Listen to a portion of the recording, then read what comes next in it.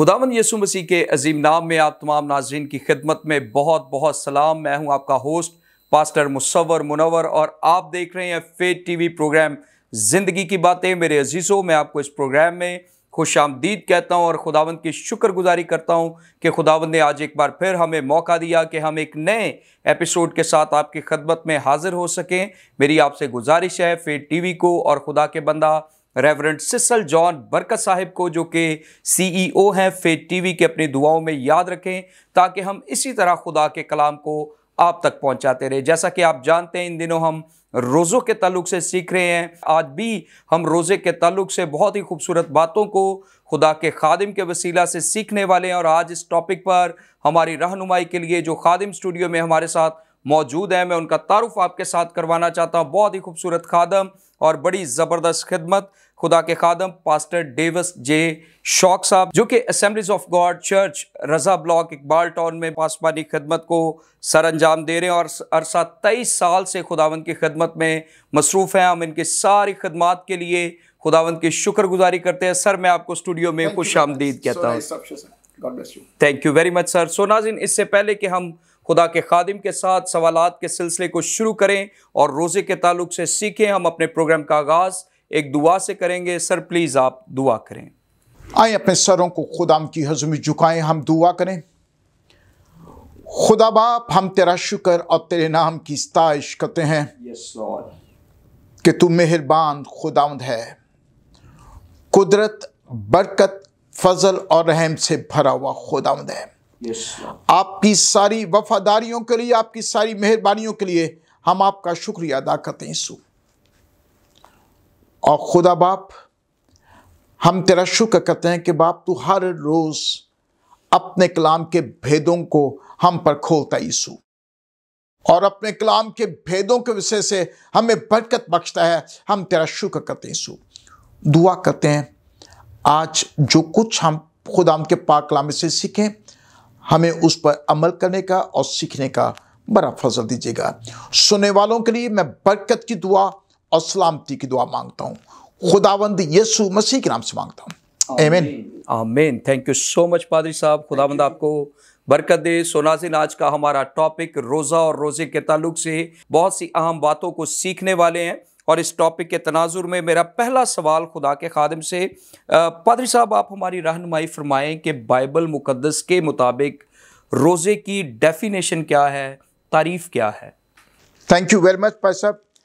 आपके सवाल का जवाब देने से पहले मैं सबसे पहले अपने ज़िंदा खुदावंद का शुक्रगुजार हूँ, जिसने मुझे ये फजल बख्शा है कि हम लोग दोनों खुदावंद के खादिम इकट्ठे बैठकर खुदावंद के कलाम के भेदों को जान सकें। और उसके बाद मैं अपने हम खिदमत भाई पादरी सिसल बरकत साहब का दिल की गहराई से शुक्रगुजार हूँ। उसके भाई साहब आपका, जिन्होंने मुझे दावत दी। So nice of you. आपने क्वेश्चन बहुत अच्छा किया है। अगर आपकी इजाज़त हो तो एक मैं बात इसमें ऐड करना चाहता हूँ।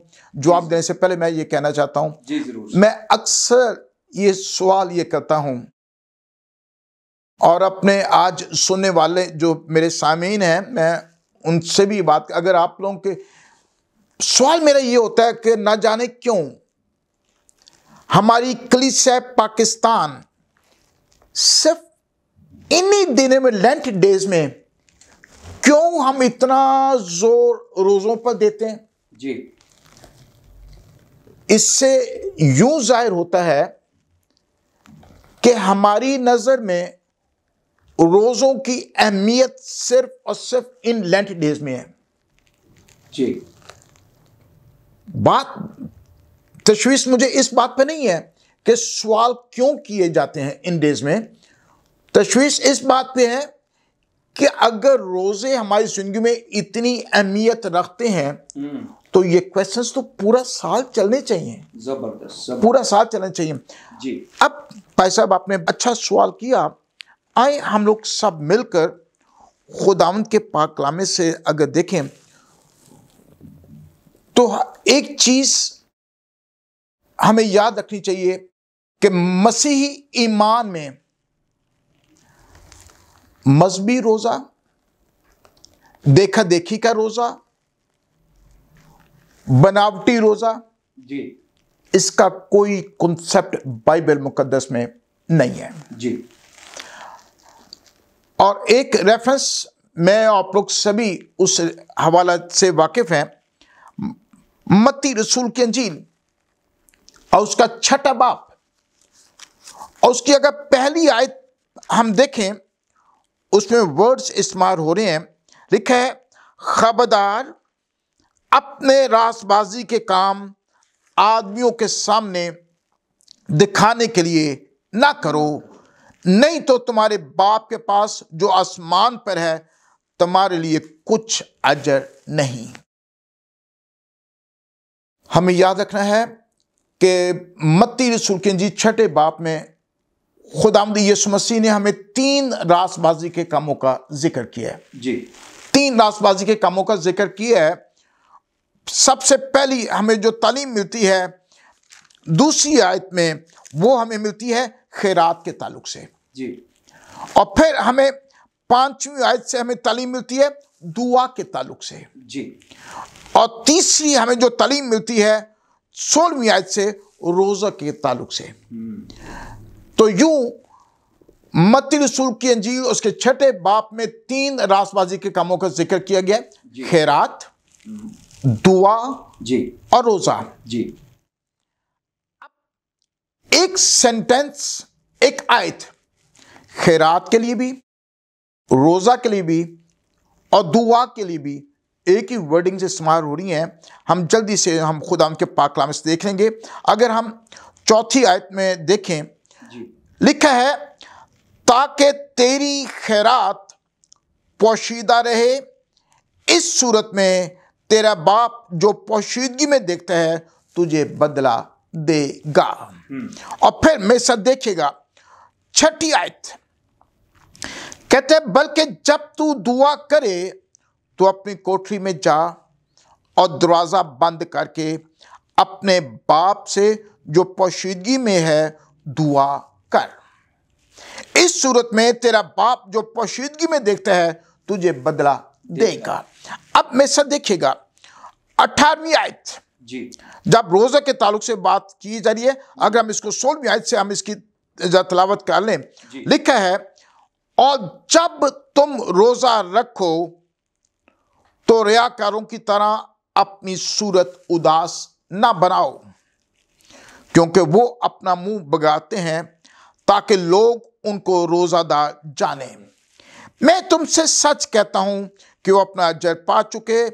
17वीं आयत, बल्कि जब तू रोजा रखे तो अपने सर में तेल डाल और मुंह धो, ताकि आदमी नहीं बल्कि तेरा बाप जो पोशीदगी में है तुझे रोजादार जाने, इस सूरत में तेरा बाप जो पोशीदगी में है देखता है तुझे बदला देगा। अब तीनों बातों के ताल्लुक से एक ही वर्ड इस्तेमाल हो रहा है जी कि उसका ताल्लुक जो से है, मैं हमेशा कहता हूं खैरात जी, दुआ और रोजा। अगर हम इसको कंक्लूड करें, हम यूं कह सकते हैं कि ये हमारे पर्सनल रिलेशनशिप है जी खुदा के साथ जी। पर्सनल रिलेशनशिप है। खैरात के ताल्लुक से भी मैं आपको एग्जांपल देता हूं। आप किसी काम के लिए आप डोनेशन दे रहे हैं 10,000 रुपीज जी, तो ये आपका और खुदा का मामला है। आई हैव नो राइट कि मैं आपसे पूछूं कि नहीं भाई साहब आपने 20,000 क्यों नहीं दिया, आप तो दे सकते थे। आई हैव नो राइट, ये आपका और खुदा का मामला है। और दूसरी बात फिर दुआ के लिए भी, कि अगर आप 1 घंटा दुआ करते हैं तो मैं कौन होता हूं पूछने वाला कि नहीं भाई साहब आप 2 घंटे क्यों नहीं दुआ करते। ये आपका खुदा का मामला है। आप 2 घंटे दुआ करें, 3 घंटे, क्योंकि इसकी ब्लेसिंग, इसका रिवॉर्ड आपने खुदा से लेना, मैंने नहीं लेना। आमीन। और तीसरी बात यही चीज रोजे के ताल्लुक से जी, रोजा जो से मैंने अपने लिए रखना है जी, मैंने अपने लिए रखना है। और जब अक्सर ये बात की जाती है, क्योंकि मसीही ईमान में जबरदस्ती का रोजा का कोई कॉन्सेप्ट नहीं है जी। मसीह ईमान में। जबरदस्ती का रोजा, दिखावे का रोजा, देखा देखी का रोजा, अगर खानदान में बैठे हैं, फैमिली बैठे हैं, अगर आज मामा ने पापा ने रोजा रखा है तो बच्चे कहेंगे अच्छा चलो मैं भी रोजा रख लेता हूं जी। मैं आप लोग सभी जानते हैं, सारे कलाम को समझने और पढ़ने वाले लोग हैं, हम जानते हैं बाइबल मुकद्दस में रोजा जहां भी है एक मकसद के लिए है जी। और जब ये बात आती है कि जी जब हम पे ठोंसे नहीं गए रोजे तो इसका मतलब हम रोजे ना रखें, नहीं। बल्कि मैं हमेशा ही कहता हूं कि रोजे तो हमारी ईमान का हिस्सा है जी। ईमान का हिस्सा है और not in these land days हमें पूरा साल रोजे रखने हैं। अगर ऐसी बात होती तो ये फिर यहां वर्ड इस्तेमाल और जब तुम कभी रोजा रखो, इसलिए मस्ट है रोजा और ये हमारी ईमान का हिस्सा है। थैंक यू सो मच पादरी साहब, खुदावंद आपको बरकत दे। सो नाज़रीन, बड़ा ही खूबसूरत जवाब खुदा के खादिम ने हमारे साथ शेयर किया और यकीनन हमने रोज़े का जो बाइबली तसव्वुर है या जो मसीही तसव्वुर रोज़ा है, हमने उसके ताल्लुक से खुदा के खादिम के वसीला से सीखा है कि इसमें दिखावे की, ज़बरदस्ती की कोई गुंजाइश मौजूद नहीं है, बल्कि ये आपका और खुदा का पर्सनल मामला है, आपका और खुदा का रिलेशनशिप है। और इसमें आप जिस तरह खुदा के खादिम ने शेयर किया, अगर हम दिखावे का रोज़ा रखते हैं या ज़बरदस्ती रोज़ा रखते हैं तो पादरी साहब उसका कुछ अजर नहीं है, उसका कोई अजर भी नहीं, कोई कॉन्सेप्ट नहीं है उसका बाइबल मुकद्दस में। सो हम आगे बढ़ेंगे और मेरा सेकंड क्वेश्चन खुदा के खादिम से, पादरी साहब आप हमारी रहनुमाई फरमाएं कि रोज़े और फाके में क्या फ़र्क है? पर सब ये क्वेश्चन मुझे बहुत अच्छा है, आपने ये क्वेश्चन किया है, क्योंकि हमारी बाइबल मुकद्दस में मत्ती रसूल की अंजील जी और उसके चौथे बाब की पहली आयत से यूं हम पढ़े लिखा है, उस वक्त रूह यीशु को जंगल में ले गया ताकि इब्लीस से आजमाया जाए और 40 दिन और 40 रात फाका करके आखिर को उसे भूख लगी जी। पैसा लफ्ज फाका और रोजा, इनके मायने, इनका कॉन्सेप्ट टोटली डिफरेंट है जी। फाका किया जाता है कि जब हम मजबूरी की हालत में है, गुर्बत में है, जब हमारे पास खाने को कुछ भी नहीं है, हम ये कहते हैं वो शख्स फाकों पर आ गया, फाकों पे आ गया जी। राइट। रोजा तो ये है कि हमारे पास सब कुछ है, ये हमारी पर्सनल कमिटमेंट है, हमने खाने से पीने से अपने आप को रोकना है। और ये जो वर्ड इस्तेमाल हुआ है, अगर हम यूनानी जुबान में देखें और इंग्लिश में देखें तो दोनों के लिए, उनके लिए फाका कोई लफ्ज नहीं है, एक ही वर्ड इस्तेमाल हुआ है, फास्ट जी। और यूनानी जुबान में जो लफ्ज इस्तेमाल है नेस्टियो जी। और इसी तरह अगर हम देख लें, अगर हम अपना कैथोलिक बाइबल का ट्रांसलेशन देखें जी, उसमें भी आप जाकर देखिए, उसमें भी वर्ड रोजा ही इस्तेमाल हुआ है, रोजा ही इस्तेमाल। इसलिए बहुत सारे लोग, आपने अच्छा सवाल किया, बहुत सारे लोग ये कॉन्सेप्ट दे रहे हैं आजकल कि जी नहीं, खुदा यीशु मसीह ने रोजा नहीं रखा था, फाका किया था। नो, खुदा यीशु मसीह ने लिखा है 40 दिन और 40 रात, वर्ड यूं कहे रोजा रखकर उसको भूख लगी। तो इसलिए फाका और रोजा में टोटली डिफरेंट है जी। ठीक है। इंग्लिश में फिर तो आपको बताता हूं, इंग्लिश बाइबल में, यूनानी जुबान में और कैथोलिक तर्जुमे में एक ही वर्ड इस्तेमाल है, Roza ji. Thank you. Thank you so much पादरी साहब। सो नाज़रीन, बड़ी खूबसूरती के साथ खुदा के खादिम ने रोज़े और फाके में फ़र्क को बयान किया है, या उन्होंने बताया है कि ये एक ही, बेसिकली जब हम इसे इंग्लिश में देखते हैं या यूनानी में देखते हैं तो हमें इसमें फ़र्क नहीं मिलता, बल्कि ये एक ही लफ्ज़ है और एक ही इसके लिए जो ग्रीक में वर्ड यूज हुआ है वो नजर आता है नेस्तियो, जिसका मतलब रोजा ही है। और उन्होंने बताया कि यीशु मसीह के बारे में जो बात कही जाती है कि खुदावंद यीशु मसीह ने फाका किया, ऐसी कोई बात नहीं है, बल्कि वो एक मुकम्मल एब्सोल्युटली फास्ट है जो 40 दिन और रात खुदावंद यीशु मसीह रोजे की हालत में रहे।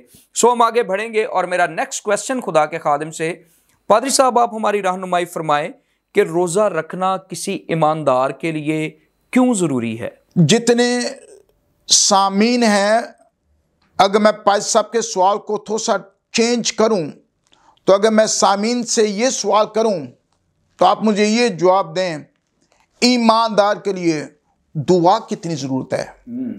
तो आप मुझे ये कहेंगे कि पादरी साहब ईमानदार के लिए दुआ जो सी है वो ऑक्सीजन की हैसियत रखती है।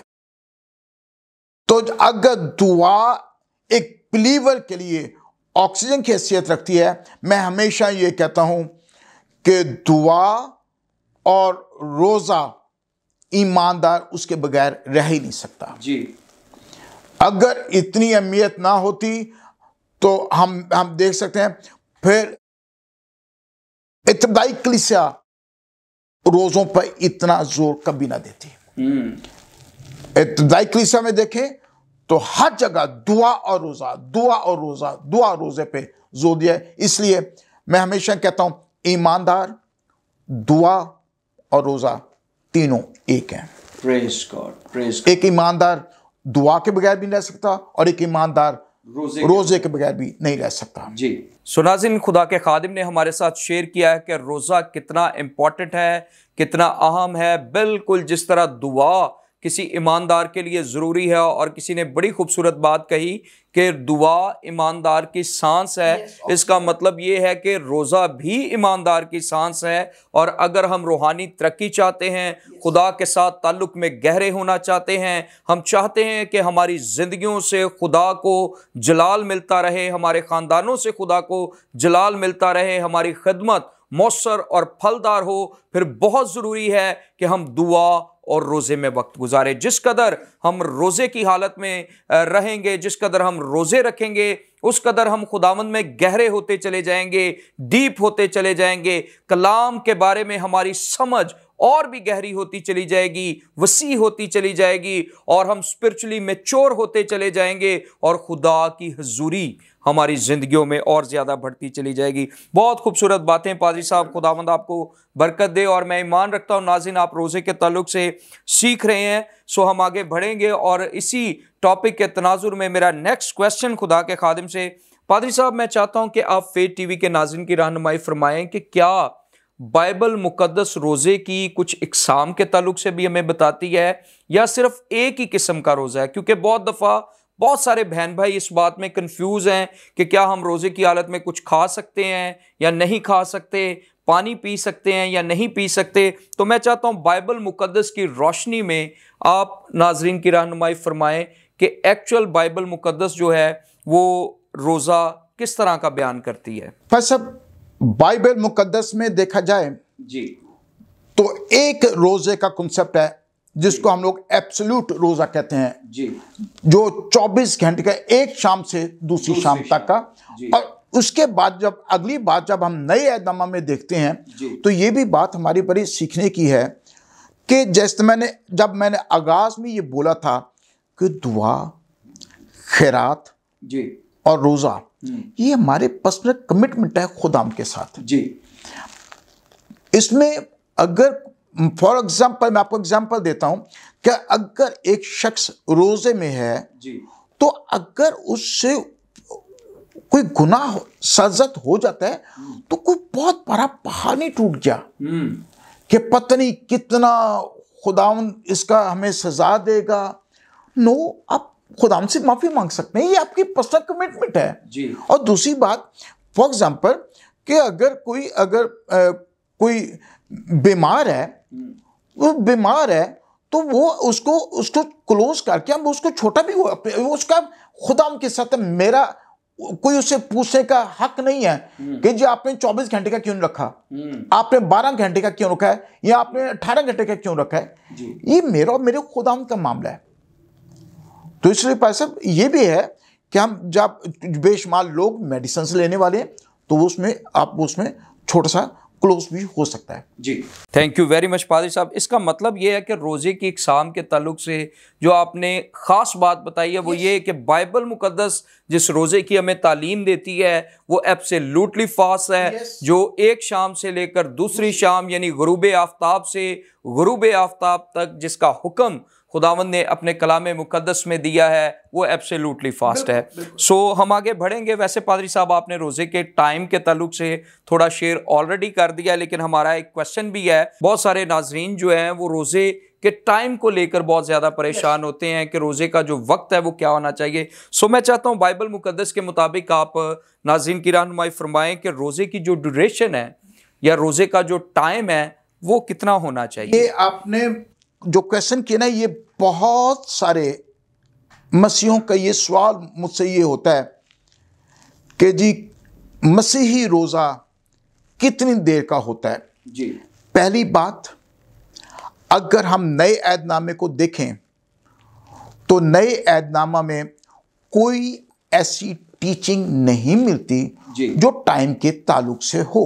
जी, लेकिन अगर हम पास्ट में जाएं, ज्यूज को देखें, यहूदियों को देखें, तो यहूदी जो से थे वो एक शाम से दूसरी शाम तक का रोजा रखते थे, क्योंकि उन पर एक रोजे फर्ज था, वो कुफारा का रोजा था। अगर हम में से देखिएगा एबार की किताब में से,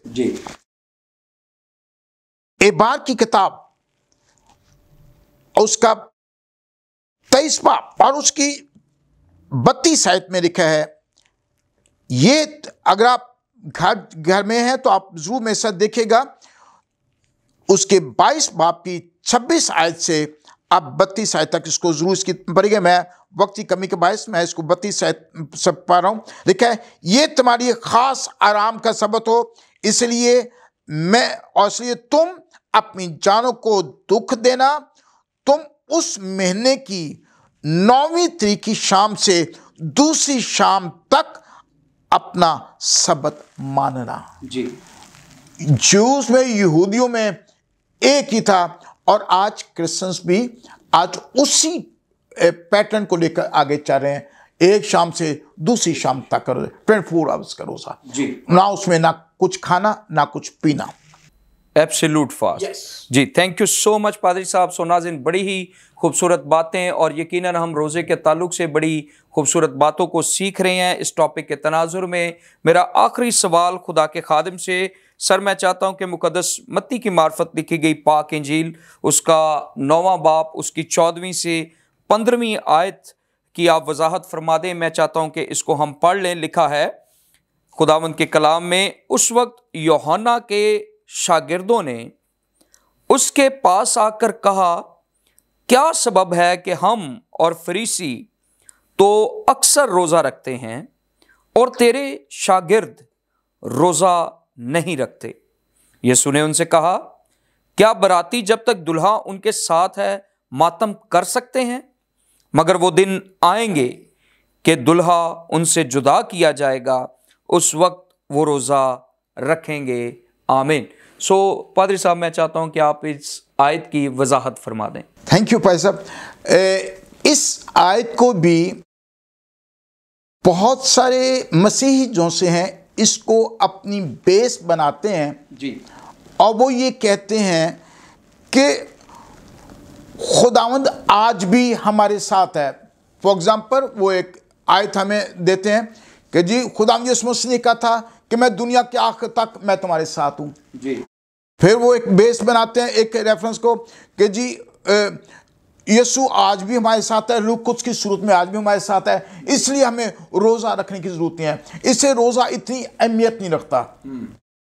तो ये क्वेश्चन जो खुदा यीशु मसीह ने कहा था, ये इसका था फिजिकल तौर पर जब तक यीशु इनके साथ है इनको रोज़ा रखने की ज़रूरत है, लेकिन जब फिजिकल तौर पर इनके साथ नहीं होगा ये रोज़ा रखेंगे। अगर ऐसी बात होती तो इब्तदाई कलीसिया कभी भी रोज़े पर इतना जोर कभी ना देती। इसलिए ये बात है फिजिकल तौर पर। जी, फिजिकल तौर पर, तो जब फिजिकल तौर पर खुदा यीशु मसीह आज हमारे साथ नहीं है, यस वैसे वो तो दुनिया के आखिर तक हमारे साथ है, लेकिन फिजिकल तौर पर नहीं है, तो फिर हमें रोज़ा रखना है। खुदा यीशु मसीह ने ये कहा था, वो वक्त आएगा जब दूल्हा उनसे जुदा किया जाएगा, उस वक्त वो रोज़ा रखेंगे। इब्तदाई कलीसिया ने रोज़ा रखा। अमाल की किताब आप देखें तो दुआ रोजे के बगैर वो चल ही नहीं सके।